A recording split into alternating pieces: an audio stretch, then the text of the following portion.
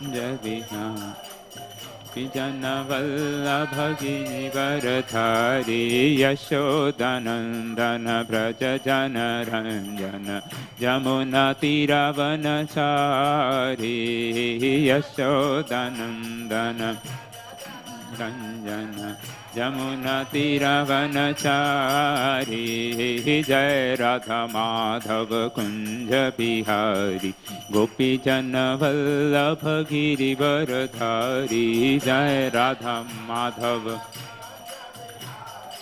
Gopi Jana Vallabha Girivaradhari Yashodanandana Braja Jana Ranjana Yamuna Tiravanachari Yashodanandana Ranjana Yamuna Tiravanachari Jai Radha Madhava Kunja Bihari Gopi Jana Vallabha Girivaradhari Jai Radha Madhava Jabiha Gopi Jana Vallabha Girivaradhari Yashodanandana Braja Jana Ranjana Jamuna Tiravanachari Yashodanandana Braja Jana Ranjana Jamuna Tiravanachari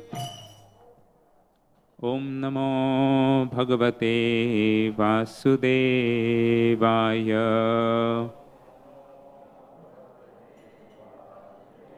Om Namo Bhagavate Vasudevaya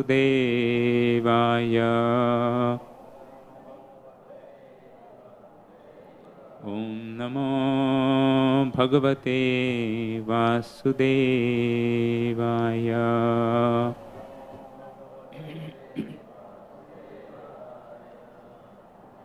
Om Ajnanatimidandhasya Jnananjana-shalakaya Chakshurunmilitam yena Tasmai Shri Guruve Namaha Shri Chaitanya Manobhishtam Sthapitam yena bhutale Swayam Rupa Kadamayam Dadati Swapadantikam Vandeham Shri Guru Shri Yuta Padakamalam Shri Gurun Vaishnavanscha Shri Rupam Sagrachatam Sahagana Raghunathanvitam Tam Sajivam Sadhvaitam Savadhutam Parijana Sahitam Krishna Chaitanya Devam Shri Radha Krishna Padhan Sahagana Lalita Shri Vishakhanvitamscha He Krishna Karuna Sindhu Dinabandhu Jagatpare Gopesha Gopika Kanta Radha Kanta Namostute Tapta Kanchana Gaurangi Sri Radhe Vrindavaneshwari Vrishabhanu Sute Devi Pranamami Hari Priye Namaha Om Vishnupadaya Krishna Prishtaya Bhutale Srimate Bhakti Vedanta Swami Niti Namine Namaste Saraswati Deve Gauravani Pracharine Nirvishesha Shunyavadi Paschatya Deshatarine Jai Shri Krishna Chaitanya Prabhu Nityananda Shri Advait Gadadhar Shrivas Adi Gaura Bhakta Vrinda Hare Krishna Krishna Krishna Hare Hare Hare Rama Rama Rama Hare Hare Mukam karoti vachalam Panghum langayate girim Yad kripa tamaham vande Shri Guru dinatharinam.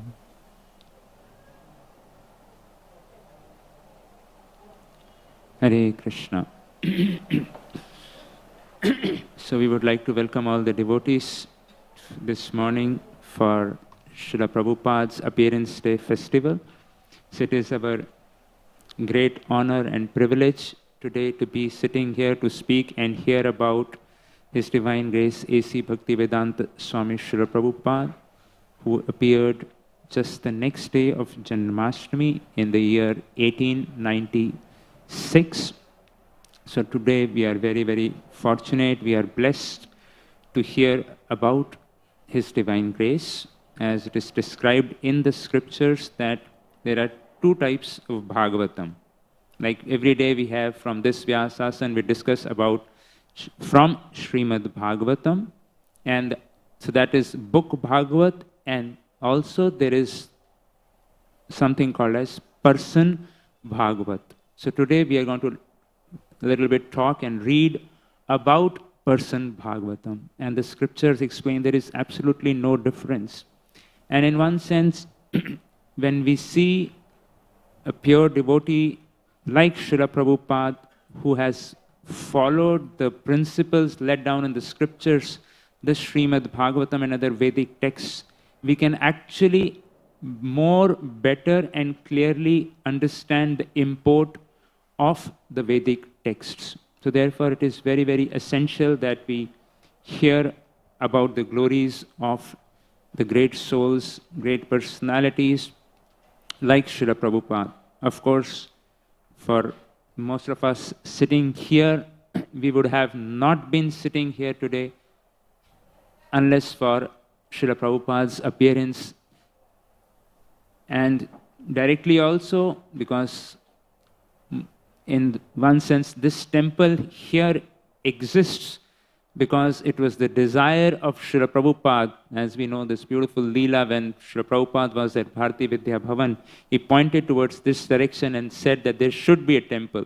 And it is by His Divine Grace's desire and, of course, the hard work of all His followers and other disciples and students that this is the beautiful manifestation of Sri Sri Radha Gopinath Ji's wonderful temple where we are all sitting and hearing about Srila Prabhupada. So I'm just repeating some words from Srila Prabhupada's Lilamrit for my own purification. I don't have the qualification or the adhikar, but somehow I've been given this service only for my purification. We'll try to hear a little bit about Srila Prabhupada's glories, and we'll come to the verse a little later. This verse is from Chaitanya Charitamrit, Madya Leela, Sanatan Shiksha, where Lord Chaitanya is talking to Sanatan Goswami about the qualities of a Vaishnav. So these are 26 qualities which are mentioned in this verse. So we will come to that. But before that, we'll just build up to the verse this we are. And of course, yesterday we celebrated wonderful festival of Sri Krishna Janmashtami.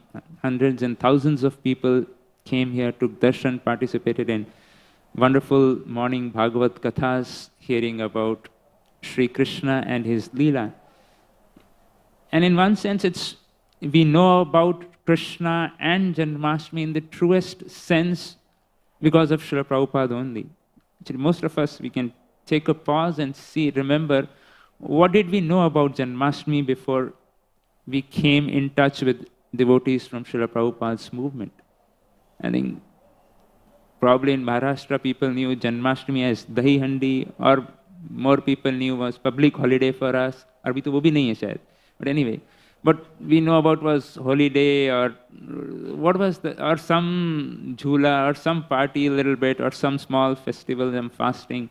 But the deep import, the deep leelas of Sri Krishna and the essence of Janmashtami, as we heard yesterday from wonderful speakers, was absolutely not there in most of us. And most of us would have been, I don't know which part of the world now, which part of the world, city, or what we would have been doing. It is only by the grace of Srila Prabhupada. So it's a day to offer our gratitude to Srila Prabhupada. Today is the day we can offer our gratitude to Srila Prabhupada for all the wonderful things.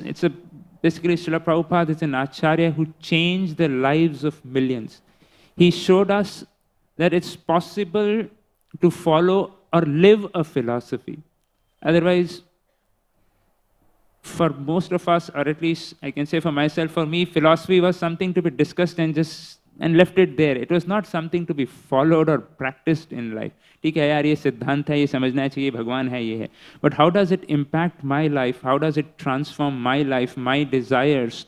And Srila Prabhupada gave in such a wonderful, the science of the Vedas in such a simplified way, in such a compassionate way, where in a very practical way, where we could apply those teachings of Srimad Bhagavatam. This is something historic. There are, of course, many saints were there in the past, are there now. But what Srila Prabhupada has done is unparalleled. Unparalleled. This is the way to give a whole system, not just a philosophy, but a ground to practice this philosophy in our lives, transform the lives, realign the lives of millions of people. So this is what Srila Prabhupada has done. So today is the day we express our gratitude to Srila Prabhupada for all that which he has done, because of his selfless compassion, his faith in the holy name, and his desire to serve his Divine Grace Srila Bhakti Siddhanta Saraswati Thakur. One of the times His Holiness Bhakti Charu Maharaj, Swami Maharaj, was speaking about Srila Prabhupada, and he asked in the audience, do you know what Srila Prabhupada has done, and can you understand his sacrifice? So some of the devotees were saying yes, but then he explains that you will not be able to understand till the time you come to the age which Srila Prabhupada is when he began preaching in the Western world. He was 69. I think most of us sitting in this audience are not, I think most of us sitting here are less than 50 probably, 50 or 60, the average age. So we will probably won't be able to understand. And this is when Srila Prabhupada began his preaching to the Western world at the age of 69. We can imagine, we can think about our parents or people whom we have seen at the age of 69 and their abilities, their risk-taking ability or their desire to venture into new places. And this is 1960s with not much internet or support or anything. It was not that Srila Prabhupada didn't have acquaintances. We'll come to that. But there was like Make My Trip or this or that you book a place or a hotel or something. So it was entering into an uncharted, unknown place when Srila Prabhupada left for the Western world. So this is what Srila Prabhupada has done. So we'll just recollect or read something. And it's amazing contributions what Srila Prabhupada has done. And the amount of literatures, as we see here, beautifully depicted on both sides of Srila Prabhupada. The number of literatures which Srila Prabhupada has given us. It is Srila Prabhupada translated and wrote purport to the 18,000 verses of Srimad Bhagavatam. So even if we read one verse a day, just to read that, it will take us 49 years to complete. And then 700 verses of Bhagavad Gita, if we read one verse, so 2 more years goes for that, if you want to read every day one verse. Then 17 volumes of Chaitanya Charitamrita, that's another more than 11,000 verses. So if you want to read one verse, so one verse CC Bhagavat, one verse Chaitanya Charitamrita. So 31 years for Chaitanya Charitamrita. So of course, everything we do together, then 49 years to at least project one verse from each book of Srila Prabhupada, Gita, Bhagavad, Chaitanya Charitamrita. And this is what Srila Prabhupada has written in his 11 years while traveling across the globe 14 times. And then, of course, there are other books, teachings of Lord Chaitanya, Nectar of Devotion, teachings of Kapil Dev, Ishopanishad. And then while doing all the traveling and managing of the temples, Srila Prabhupada wrote 7,000 letters, which are published in 5-volume books only. So that's 7,000 letters giving his instruction, guiding, correcting. And then, of course, there are 11-volume books of Srila Prabhupada's Bhagavad Gita lectures. And conversations, Srila Prabhupada, all the conversations, thanks to Srila Prabhupada's disciple in the Western world, how they documented every moment of Prabhupada's conversations, letters, all his lectures. And so that is all the Prabhupada's conversations, there are like 42 volumes. So this is like a whole lifetime of what we should try to at least, you should at least try to scan through all these things if it is possible. So this is what, at the same time traveling, managing 108 temples. So this is what Srila Prabhupada has done for each one of us. And as it is mentioned that these books, these literature, this message of Srila Prabhupada would remain as the guiding light for the whole world for the next 10,000 years and more. This is what Srila Prabhupada has done. So Srila Prabhupada is not an ordinary conditioned soul like any of us, or a great soul like we see some great personalities. No, he was not governed by the laws of material nature. Although he always himself remained in a very humble demeanor. But Srila Prabhupada is a pure devotee of the Lord, sent by the Lord for a specific mission. What Lord Chaitanya came to give this message of Krishna consciousness, and then he sent Srila Prabhupada to take that message to far and wide and spread throughout the world. So that is what Srila Prabhupada has come and descended to do this. And these are the 26 qualities. So this described in the scriptures that anyone who is free from material bondage, who is beyond the modes, can actually possess these 26 qualities which are mentioned. It is not that any conditioned souls can possess. So this is someone who is completely pure, can fully exhibit these 26 qualities. And there are various predictions in Brahma Vaivarta Puran in a conversation of Sri Ganga Mai and Lord Sri Krishna. Krishna describes that after the 5,000 years of age of Kali, and there will be one mantra upasak, the great sage and worshipper of Krishna's holy name will appear and spread the chanting of the holy names in the form of the Hare Krishna. And not only in India, but throughout the world. And then Krishna explains to Mother Ganga that by the chanting of this holy name, the whole world will be spiritualized. And everyone will become Hari Bhaktas. So something is happening, something is more going to manifest in the coming times. So we have the fortune, great blessings to be a part of this prediction. And if we can just continue and assist Srila Prabhupada, we will be a part of the prediction, the conversation of Krishna and Ganga Mai. So that is, that Krishna predicted that a mantra upasak, a worshipper of the holy name, would appear. It's a beautiful pastime when His Holiness P.V. Govind Swami Maharaj, when he first met Akinchan Krishnadas Babaji Maharaj, one of the senior disciples of Srila Bhakti Siddhanta Saraswati Thakur, and they had a conversation. And in Srila Akinchan Krishnadas Babaji Maharaj, when he met him, he just closed his eyes and he sang the Mangala Charan, then the Sri Krishna Chaitanya Kirtan, and then he started the Hare Krishna.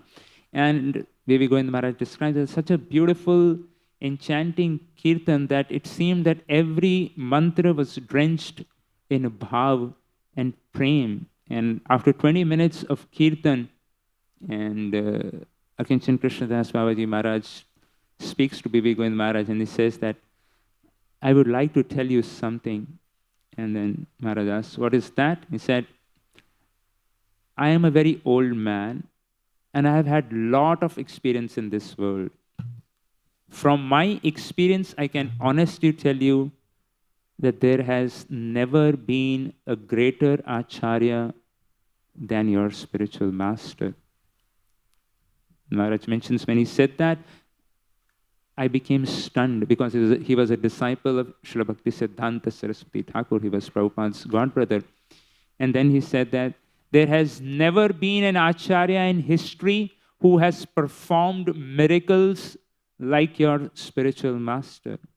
Everyone is inspired or happy to see miracles, but this is what he's mentioned.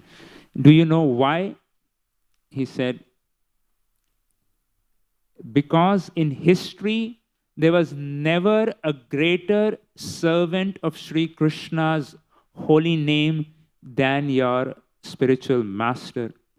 Because your spiritual master had so much absolute understanding of Sri Krishna's holy name and so much absolute faith in Krishna's holy name that he personally carried Krishna's holy name through the length and breadth of the world. Therefore, he is the greatest Acharya who has ever existed. His Divine Grace, A.C. Bhaktivedanta Swami Srila Prabhupada ki. So this is the words from Srila Akinchan Krishnadas Babaji Maharaj, who was a pure devotee, disciple of Srila Bhakti Siddhanta Thakur and a pure chanter of the holy names. That he's the greatest Acharya, and confirming or reassuring that what Krishna told Mother Ganga. Even in Sri Chaitanya Mangal, written by Srila Lochan Das Thakur, the biography of Lord Chaitanya, he mentions that Lord Chaitanya foretold in that an empowered devotee would come who would take the Sankirtan process everywhere. In Chaitanya Mangal, Mahaprabhu says that, I want to flood the whole world with the chanting of the holy names. I will personally preach and flood India with Harinam Sankirtan, chanting of the holy names. And my Senapati Bhakta, the great devotee commander, will come, preach in different countries, and flood the world with chanting of Hare Krishna. So this is another prediction. And of course, we know in 1800s, Srila Bhakti Vinod Thakur, in his book or in his magazine Sajjan Toshi, in the article where Nityananda Suryodaya, in that article, he also predicts, soon there will be a time when chanting of Krishna's name will be heard in England, France, Russia, Germany, and America. This is in 1800s, Srila Bhakti Vinod Thakur writes. And now we know this is happening. Also in Sajjan Toshani in 1895, Bhakti Vinod Thakur also writes, Srimad Mahaprabhu did not descend with his associates to deliver a certain number of human beings in the land of India. But his purpose was to deliver and uplift all living beings in all countries of the world by practicing the eternal religion of all souls. And then in the same article, he continues that a day will come when all great fortunate souls take up banners, drums, hand cymbals, and cause the ecstatic waves of Harinam Sankirtan and Mahaprabhu's holy name to rise in the streets and towns in the entire world. And now we see by His Divine Grace, Srila Prabhupada's efforts and his preaching and the efforts of his disciples, there is Harinam happening in every continent of the world, in every country in the entire world. This holy name, which was unheard in the few years before. Nobody knew what is Hare Krishna, what is Krishna. But by the mercy of Srila Prabhupada, now Hare Krishna has become a household word in the entire world. Everyone knows. And in 1896, the year Srila Prabhupada appeared, Srila Bhaktivinoda Thakur, in his book Sri Chaitanya Mahaprabhu, his life and precepts, on the page 62 mentions very beautifully how this kirtan would spread. He writes that the principle of kirtan as the future church of the world invites all classes of men without distinction of caste, creed, or clan to the highest cultivation of the spirit. This church of the holy name will extend all over the world and take place of all sectarian churches which exclude outsider from the precincts of their mosque, church, or temple. And this is the mood which Srila Prabhupada took. He built a house in which the whole world can live, not just people from India or America or Africa, from people from anyone, from any caste, any creed, anyone is welcome in Srila Prabhupada's movement. That is another amazing glory of Srila Prabhupada. He took this message for all living beings. It is not restricted to a particular community, particular nation, or a particular even species. It extends beyond. And then Srila Bhaktivinoda Thakur explains what all this means is that his spiritual vision, Bhaktivinoda Thakur could see that Sankirtan process would be taken in the future to the Western countries. And he predicted further on, a personality will soon appear to preach the teachings of Lord Chaitanya and move unrestrictedly over the whole world with his message. And now we know who that personality is. And an answer to these prayers and these predictions appeared in the year 1896, His Divine Grace, A.C. Bhaktivedanta Swami Srila Prabhupada. So, with this background, we will now come to this verse which describes the 26 qualities of great personalities, and we'll see how Srila Prabhupada exhibited these qualities. I'll just recite the verse, you can follow. Kripalu akrita droha satya sara sama akrita droha nidosha vadanya mridu shuchi akinchana sarva upakarak shanta krishne ka sharana akama aniha sthira vijitshada guna mitbhuka apramatta manad amani mitbhuka apramat manad amani gambhira karuna maitra kavi dakshamoni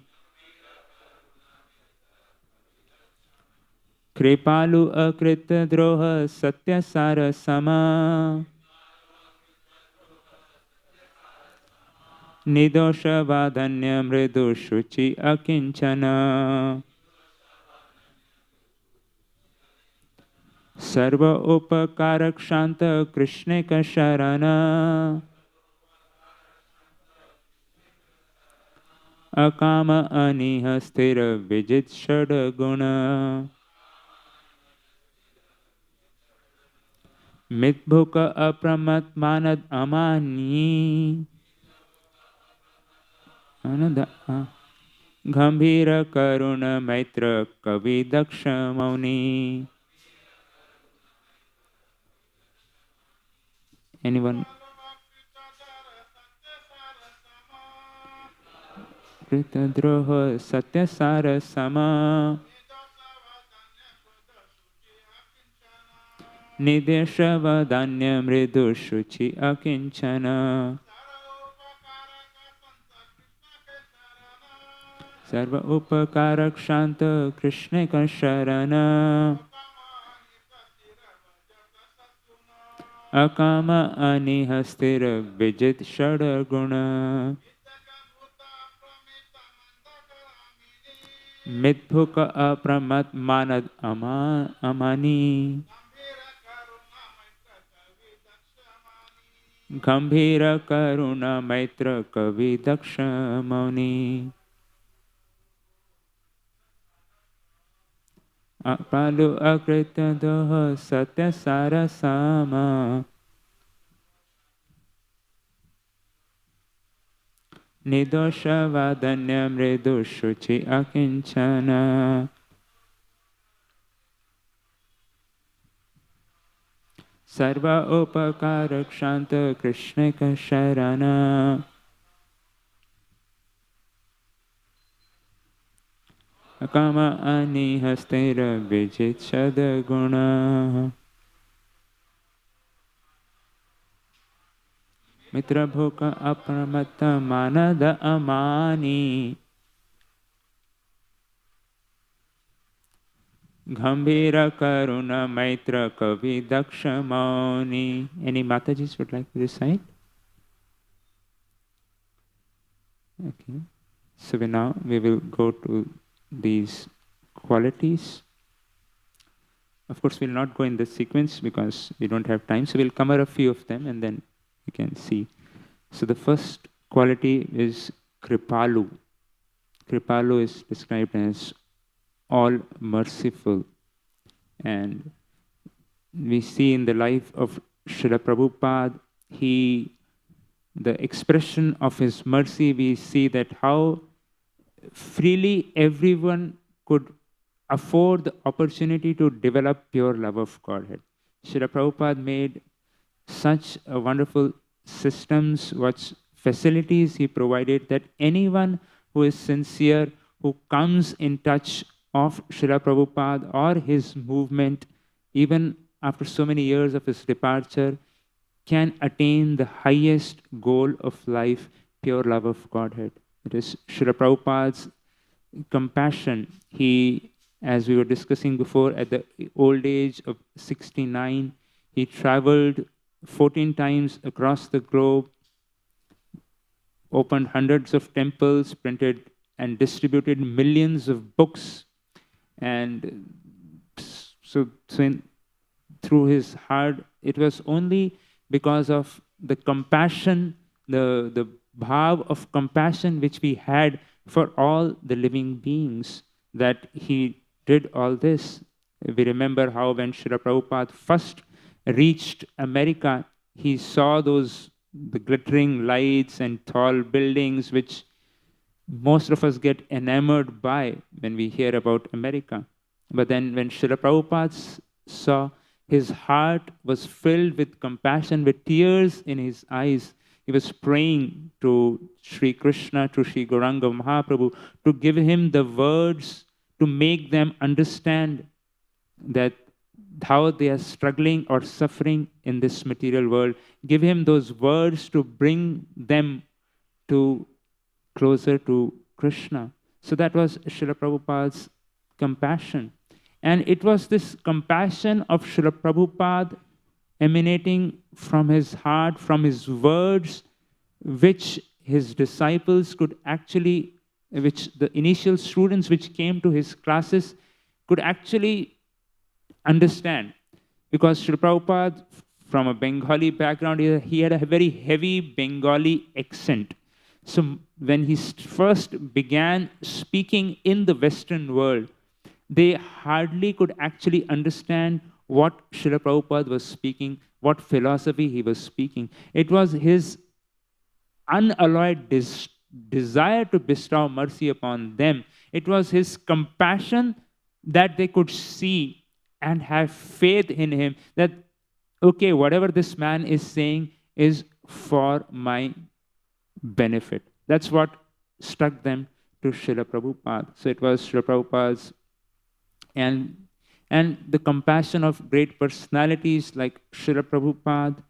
They are not bound by time and space. And we see now also there's so many stories of Srila Prabhupada guiding so many devotees, bringing them to the lotus feet of Sri Krishna. Srila Prabhupada, through his books, through his temples, through his disciples, through his students, he's bringing so many people. His compassion for all of us is the cause for each one of us coming closer to Radha Gopinath. So that is what Srila Prabhupada's compassion. He took that risk of traveling to the Western world at their old age with his ill health, with no money, which otherwise there's no reason why anyone would do that.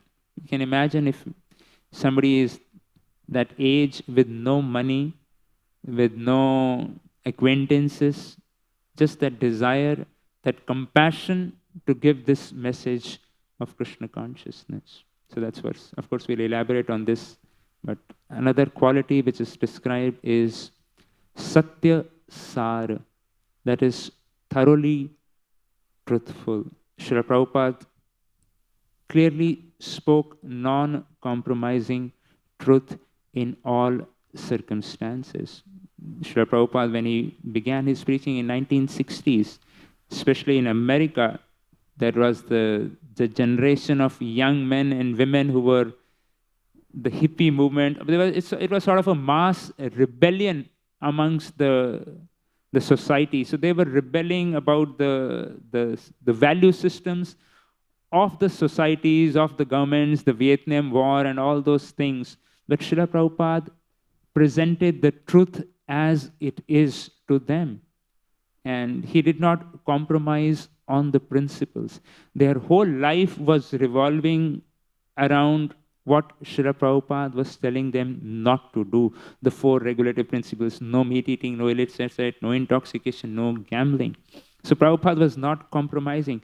There are many instances where Srila Prabhupada's disciples would bring some influential people to meet Srila Prabhupada, and then internally some of them would be praying, Prabhupada should not speak about the regulative principle to him, because that's what they would bring some of the biggest rock stars and all those people from the America, and they would praying at least Prabhupada should not speak about this to them, because they were afraid that they won't. But Prabhupada was unwavering in his truthful presentation, non-compromising presentation, and because of his compassion, his desire to uplift them, they would be able to take it and accept it. Even now in India, sometimes we find it difficult, kaise bole yaar, because that's what the whole life, and that was the time where the whole life was revolving around that. Another thing which was the people's life, which was most concerning that time in America, when Srila Prabhupada was preaching, was the Vietnam War. People were being drafted there, and Srila Prabhupada, and they were averse to the word war, and they didn't want to war. And Prabhupada was speaking from Bhagavad Gita. And Srila Prabhupada was clearly explaining that how Arjuna attained spiritual perfection by fighting a war. So which was also everyone was against war that time, and Prabhupada was speaking the message of Bhagavad Gita that Arjuna actually achieved perfection by fighting a war. So it was Prabhupada's straightforward presentation of Krishna's message that people actually gradually began to understand it and received it with great delight. And now we see so many thousands of people accepting this path of Krishna consciousness, this absolute message, absolute truth, the message of the absolute truth. And also Srila Prabhupada is Vadanyaya, magnanimous, as one of the qualities it describes of the great souls are very, very magnanimous. They are always giving to others, accepting nothing for themselves. Srila Prabhupada gave us the most precious gift. We all have received gifts in our life, on our birthdays, in our parties, on our festivals. We all have received gifts. But all those gifts can be helpful for some time for us, our living in this world. Of course, many times gifts are of no use. We get what we don't want, but still. But whatever the gifts we get in this world can help us. But what gift which Srila Prabhupada gave us can actually take us away from this material world, can actually remove all our sufferings for all time to come. This was the greatest gift which no one had given in such simple terms as Srila Prabhupada. And he didn't expect anything, such wonderful philosophy to live by, such wonderful deities to worship, such wonderful prasad, such holy name, which is Golokera Prema Dhana, Sri Harinam Sankirtan. This is what Srila Prabhupada, the greatest gift which Srila Prabhupada gave us, which has no value. This is the costliest, the best gift which each one of us have received it. And now it is up to us how we value that gift. As Srila Prabhupada would say that many times devotees would ask Prabhupada, how can we express our gratitude to you, Srila Prabhupada? Prabhupada said, just by wholeheartedly accepting what I have given you and assisting in giving this valuable gift to others. So on this day, we can all pray that we can just accept this most valuable gift we have received in our life, whatever gifts we have received, but this is the most valuable gift in each one of our lives. This is uniting with us, with our Supreme Father. We are all like lost souls in the world, moving around with no purpose in life. But Srila Prabhupada gave us a purpose through his wonderful ways in which Srila Prabhupada presented the philosophy. He didn't ask anything for himself. Yeah, he just simply said that refrain from sinful activities, chant Hare Krishna, and give Krishna consciousness to others. So this is the simple formula which Srila Prabhupada gave us. Chant Hare Krishna, refrain from sinful activities, and give Krishna to others, the best gift which we have received. And also, another quality which is described is akama. A devotee is completely desireless. Of course, desireless does not mean having no desires. Desireless in the spiritual sense means that one is interested only in fulfilling the desires of the Supreme Lord and his true representatives. All of us have so many desires in this world to fulfill this, to get this, to acquire this. But Srila Prabhupada desired only what Krishna wanted him, what his Guru wanted him to do. And this is what he had no other desire for himself.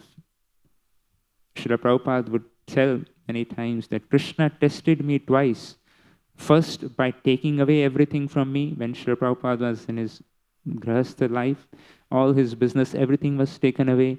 And then Srila Prabhupada was given all these 108 wonderful temples where they had such wonderful rooms for Srila Prabhupada. But Prabhupada said that Prabhupada was not attached either ways, no desire for personal gratification. That was Srila Prabhupada. And usually it is seen that a person acquires some wealth, some power, he usually becomes attached to it, and this is the nature of this world. But Srila Prabhupada is like the swan, as we see this beautiful swan, like a Paramahamsa, taking the essence and not being affected by the contamination. Srila Prabhupada is like a lotus which is in this material world, but not of this material world. And the process which is given us is teaching us how to also become lotuses, how to become swans in this world, to try to grasp the essence of life, and that is service to Sri Hari, Sri Krishna.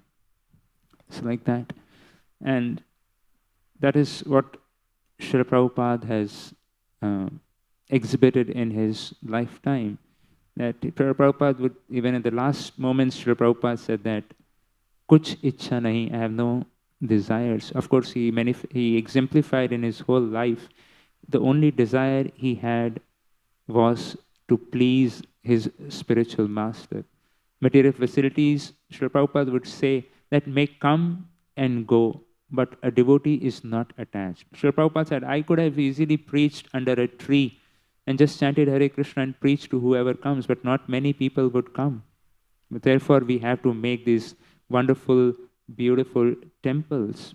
And even though after having such wonderful facilities, Srila Prabhupada maintained his rigorous schedule of traveling, and the schedules, if you read Srila Prabhupada's Lilamrit, even the youngest and the healthiest disciples of his who were assisting him in the secretariat or servant team were exhausted and were not able to match up with his pace. This is at the age of 70s what Srila Prabhupada was traveling and preaching. And another of the qualities is akinchan, that without any material possessions. So that is a devotee's life. He is not after any material possessions for himself, Whatever is there is for the service of Sri Krishna. In one sense, we see Prabhupada acquiring so much land, so many properties, but everything for Krishna, nothing for himself. That was Srila Prabhupada. And another quality is sthir. That Srila Prabhupada, sthir means fixed. Srila Prabhupada was instructed by his spiritual master to preach this Krishna consciousness in English language, and we know how he took that instruction as his life and soul, and fixed in his determination to carry that order so diligently. He was, as soon as he got these instructions, began preparing. 1944, started Back to Godhead magazine, single-handedly attending to it, publishing it, fighting for the papers, to distributing in the hot sun. So he was completely determined. And when the right time came, he was prepared after he had completed the 3 volumes of the first canto of Srimad Bhagavatam. He was confident that now he can actually go and preach in the Western world.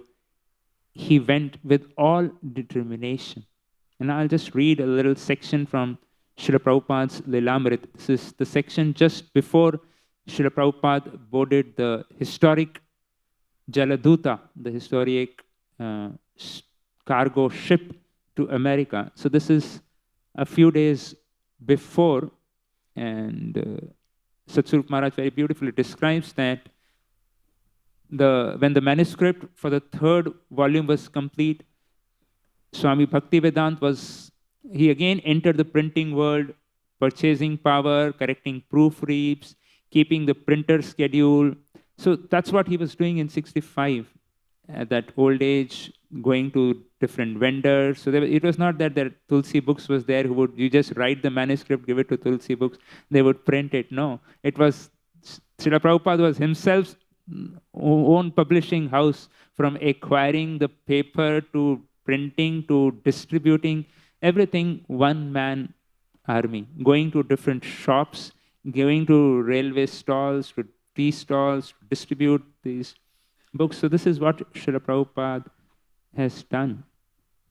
And now it is our responsibility to distribute and to read these books.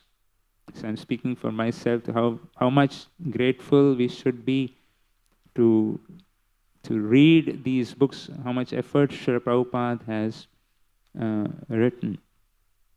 And this is what, and Satsvarup Maharaj right, that he published those 3 volumes in 2 years. And then he mentions that at this rate, with his respect in scholarly world increasing, he might soon become a recognized figure amongst his countrymen. But he was fixed his vision on the West as desired by his spiritual master. And with 3rd volume now printed, he felt at last he was prepared. He was 69 and would have to go soon. It has been more than 40 years. His spiritual master, Srila Bhakti Siddhanta Saraswati, had first asked a young householder in Calcutta to preach Krishna consciousness in the West. And at first it had seemed impossible to Abhay Charan, who had entered family responsibilities. That obstacle's now gone. More than 10 years he had been free to travel, but he was penniless, and he was still. And he wanted to publish the volumes of Srimad Bhagavatam to take with him. And it had seemed necessary if he were to do something solid. And now, by Krishna's grace, 3 volumes were on hand and were ready. And remember, one time Srila Prabhupada asked, Srila Prabhupada, you went alone. He said, Prabhupada said, I didn't go. The Srimad Bhagavatam went to America, and somebody had to go with them. So I went. That was Srila Prabhupada's faith. That is actually Srimad Bhagavatam, the message of Srimad Bhagavatam, which can bring about a revolution, a positive revolution to purify the whole world. Srila Prabhupada recalls, I planned that I must go to America. Generally, they go to London, but I did not want to go to London. I was simply thinking how to go to New York. Prabhupada says, I was scheming Whether I shall go to this way through Tokyo, Japan, or that way, which way is cheaper? This is 69-year-old man with no money, scheming to go to America. That was my proposal. And I was targeting New York always. Sometime I was dreaming that I have come to New York. So that is living the dream of a spiritual master. That's what all our lives should be, living the dream of our spiritual master. And then Srila Prabhupada met Mr. Agarwal, a historic meeting, a Mathura businessman, and mentioned to him in passing, as he did to almost everyone he met. So it was not a very formal meeting with Mr. Agarwal. He just met him, and then Srila Prabhupada mentioned, although Mr. Agarwal had known Bhaktivedanta Swami only for a few minutes, he volunteered to try to get him a sponsor in America. It was something which Mr. Agarwal had done a number of times. When he met a sadhu who mentioned something about going abroad to teach Hindu culture, he would ask his son Gopal, an engineer in Pennsylvania, to send back a sponsorship form. So he would do it for all sadhus who would express a desire. Mr. Agarwal volunteered to help in this way. Bhaktivedanta Swami urged him, please do so. Srila Prabhupada recalls, I did not say anything seriously to Mr. Agarwal. But perhaps he took it very seriously. I asked him, well, why don't you ask your son Gopal to sponsor so that I can go there? I want to preach there. But Bhaktivedanta Swami knew he could not simply dream of going to the West. He needed money. So this is March of 1965. Prabhupada made another visit to Bombay, attempting to sell his books. So he stayed at a free Dharmshala Prem Kutir, but finding customers was difficult. He met Paramanand Bhagwani, a librarian at Jai Hind College, who purchased books for the college library, and which is close by Jai Hind College, and then escorted Bhaktivedanta Swami to a few likely outlets. So Mr. Bhagavan recalls, I took him to popular book depot at Grant Road. Yeah, Srila Prabhupada the key. So Prabhupada came at Grant Road, 1965, to help him in selling books. But unfortunately, but they told us they couldn't stock the books because they don't have much sales on religion. So now, by the divine grace, Srila Prabhupada's grace, now we have a bookstall right on the Bombay Central main platform. So selling books. I was just recently there and I was asking the devotees, they said, every day, at least 20 books or 15, 20 books of Srila Prabhupada are going. And of course, now we know millions of books have been distributed. A beautiful poster down below it says that how many million books of Srila Prabhupada have been distributed. But this was 1965. Prabhupada struggling to sell a few books to get some money to go to America. And Grant Road, no support. Now Grant Road should do more to atone for what Grant Road did not support that time. So we all have a big responsibility because now we are living close to Grant Road. We didn't help that time. So then he went to another shop nearby, and owner also regretted his inability to sell the books. And then Srila Prabhupada went to Sadhu Vela near Mahalakshmi, and he met with the head of the temple there. He, of course, welcomed us. They have a library of their own. They stock religious books. So we approached them to please keep a set there in library. They were a wealthy ashram, and yet he also expressed his inability. Bhaktivedanta Swami returned to Delhi, pursuing the usual avenues of book selling, looking for whatever opportunity might arise. And to his surprise, that time, he was contacted by Ministry of External Affairs and informed that his no objection certificate for going to US was finally ready. And since Prabhupada had not instigated any proceedings for leaving the country, Bhaktivedanta Swami had to inquire from the ministry about what had happened.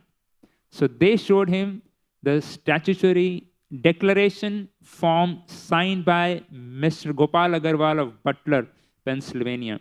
Mr. Agarwal solemnly declared that he would bear the expenses of Bhaktivedanta Swami during his stay in US. Srila Prabhupada says, whatever the correspondence was there between the father and son, I didn't know. I simply asked him, why don't you ask your son Gopal to sponsor? And now after 3 or 4 months, no objection certificate was sent from the Indian consulate in New York to me. He had already sponsored my arrival there for 1 month. And all of a sudden, I got this paper. At his father's request, Gopal had done as he had done for several other sadhus, none of whom had ever gone to America. The first time was shock for him when Srila Prabhupada actually reached there. It was just a formality, something to satisfy his father. Gopal had requested a form from the Indian consulate in New York, obtained a statement from his employer certifying his salary, got a letter from his bank showing his bank balance, and had the form notarized. It had been stamped, approved in New York, sent to New Delhi. Now Bhaktivedanta Swami had a sponsor, but still he needed a passport, visa, P form, and travel fare. So another challenges. Of course, the passport was not very difficult to obtain. Krishna Pandit helped. June 10, he had his passport. Carefully, he penned in his address Radha Krishna Temple at Chippiwada. So he asked Krishna Pandit to also pay for his going abroad. So he helped him getting the passport. Now Prabhupada is asking him, can you pay for the ticket? So Krishna Panditji refused, thinking it is against Hindu principle for a sadhu to go abroad, and also very expensive. So with his passport and sponsorship, Bhaktivedanta Swami went to Bombay, this time not to sell books or to raise funds for printing, but he wanted a ticket for America. Again, he tried approaching Sumiti Murarji. He showed his sponsorship papers to his secretary, Mr. Choksi, who was impressed, who went to Mrs. Murarji on his behalf and told Swamiji from Vrindavan is back. He has published a book on your donation which you had given. He has a sponsor, and now he wants to go to America. He wants you to send him to Scindia ship. Mrs. Murarji said initially, no. Swamiji was too old to go to the United States and expected to accomplish nothing. Mr. Choksi conveyed to message to Swami Prabhupada. Prabhupada listened disapprovingly. She wanted him to stay in India and complete the Srimad Bhagavatam. Why to go to States? Finish the job here, complete. That was her logic, that complete your translation of all the books here. But Srila Prabhupada was fixed. He told Mr. Choksi that he should convince, and Mr. Choksi again goes, but replied that he was not convinced. And she expressed her concern that it will be too cold there, he might not be able to come back, and she doubted whether he would be able to accomplish anything there. And people in America were not so cooperative, and they would not listen to him. And then Srila Prabhupada requested Mr. Choksi that, can you actually give me a personal audience so that I'll try personally explain to Sumiti Murarji. And finally, after a long wait for hours, Srila Prabhupada finally got to meet Sumiti Murarji again. And in their personal meeting also, she expressed her concerns. She said, Swamiji, you're so old, you're taking this responsibility. Do you think it is all right? Prabhupada assured, no. And it is all right. And she said, Swamiji, you know what my secretaries think?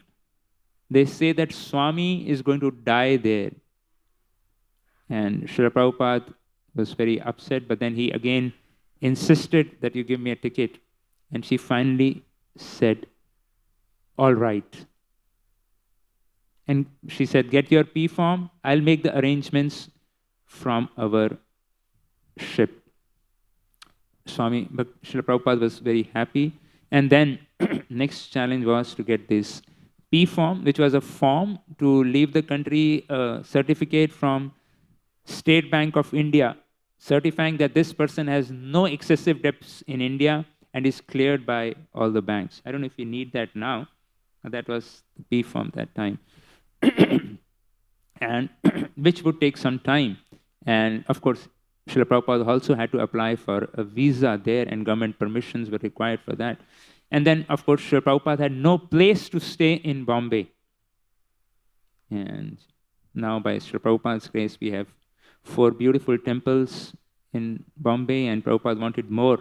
So so that we can make our prayers on this day, that we can assist Srila Prabhupada and making many more temples. This is 1965. Prabhupada had no place to stay in Mumbai.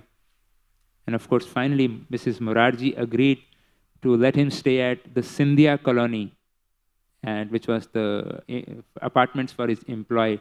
Stayed in a small unfurnished apartment with his trunk and typewriter, his possessions.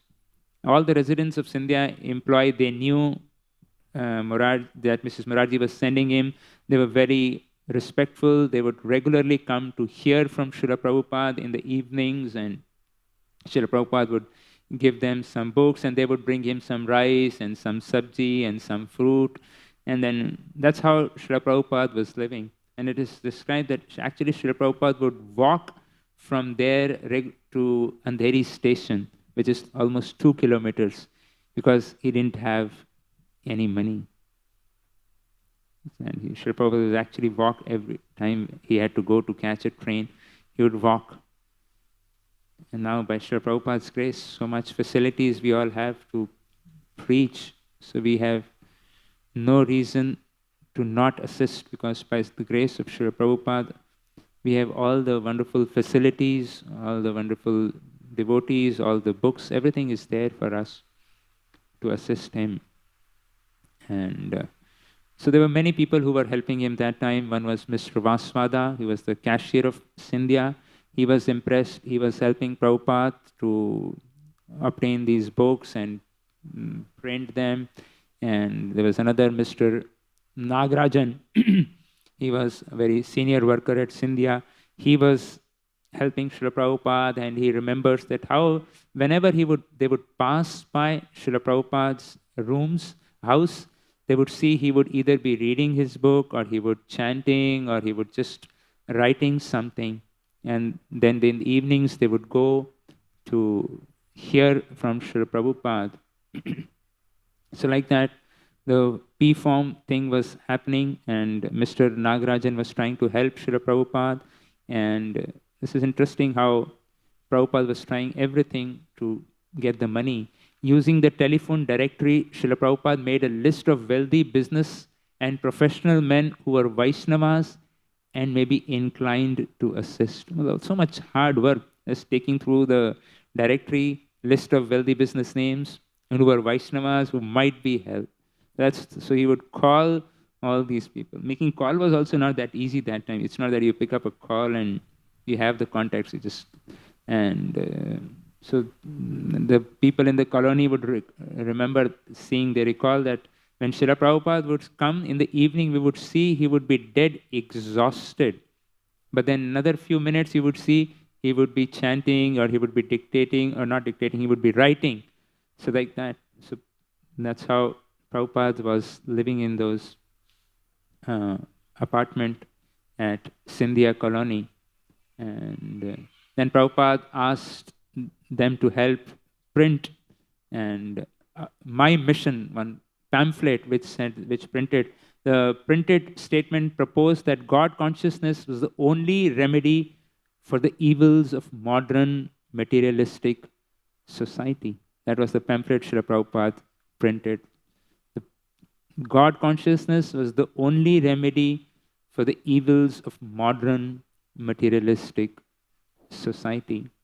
And Prabhupada would often tell that the people who would come that it is Bhagavad Gita and Srimad Bhagavatam that is the glory of India. So nowadays we are talking about the glory of India. Great, Bharat is great, India is great. But Srila Prabhupada and the Acharyas explain that the true glory of India is Bhagavad Gita and the message of Srimad Bhagavatam, which have the potential, as Prabhupada explains in that pamphlet which he printed, only remedy for the evils of modern materialistic life. This is the true glory, the true wealth which India has. All the technology, advancement, other things, very good, it's there. But this is something which is the true USP of India is Bhagavad Gita and Srimad Bhagavatam. And then, of course, Mrs. Murarji would also come, and Srila Prabhupada would go to Mrs. Murarji and read Bhagavatam and discuss Bhagavatam with her.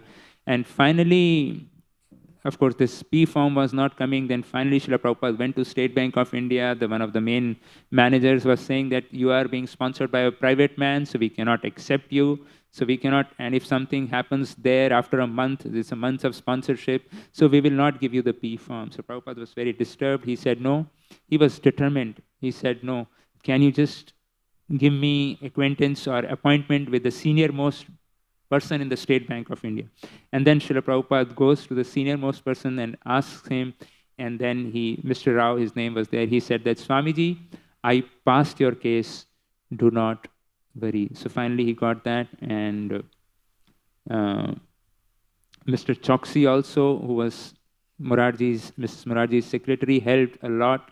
Prabhupada had nothing. He just had a trunk of his little clothes and books. That's the only thing he had.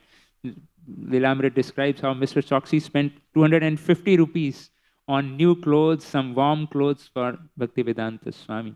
So he didn't have even, now sometimes if those people who devotees go out to the West, they prepare. We have to prepare so much, get the warm clothes, this, that. Prabhupada was just focused on the mission, getting his books printed and all that. And Mr. Choksi recalls one time that I asked him that, why didn't you go earlier? Why do you want to go states at this age? Prabhupada replied, I will be able to do something good. I am absolutely sure. Mr. Choksi said, why do you want to go to Bombay? Just stay in Bombay, Delhi, or Vrindavan. And Mr. Choksi recalls that I was teasing sometimes Prabhupada. You are interested in seeing the states, it seems. Therefore, you want to go to, he said, Mr. Choksi said, I told all Swamiji want to go to America, to want to enjoy there. Prabhupada said, what I have got to see, I have finished my life. And many times when reporters would ask Srila Prabhupada, why have you come to London or why have you come to the West? Srila Prabhupada would say that, I have come to your country to give what you have forgotten, this message of God consciousness, message of Krishna consciousness. So in this way, we see on the historic day of August 13th, Calcutta, Srila Prabhupada with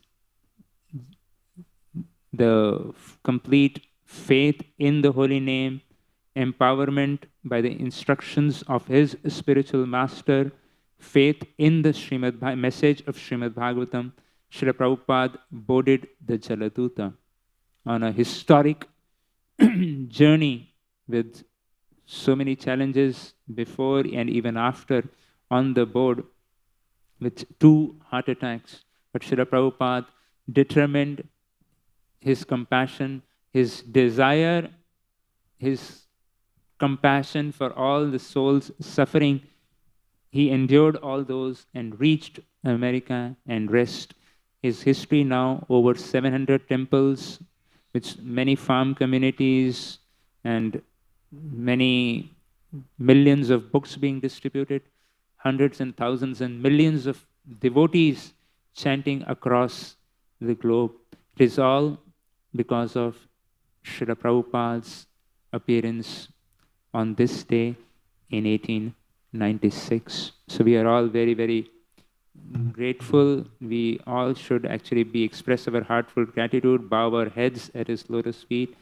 That this is all what we see is all because of Srila Prabhupada's compassion, the blood, the sweat which he has given. So we can just be a part of his mission, assist him, and not spoil this wonderful movement which Srila Prabhupada has built. Hare Krishna. His Divine Grace, A.C. Bhaktivedanta Swami Srila Prabhupada ki. ISKCON founder Acharya Srila Prabhupada ki. Hare Krishna.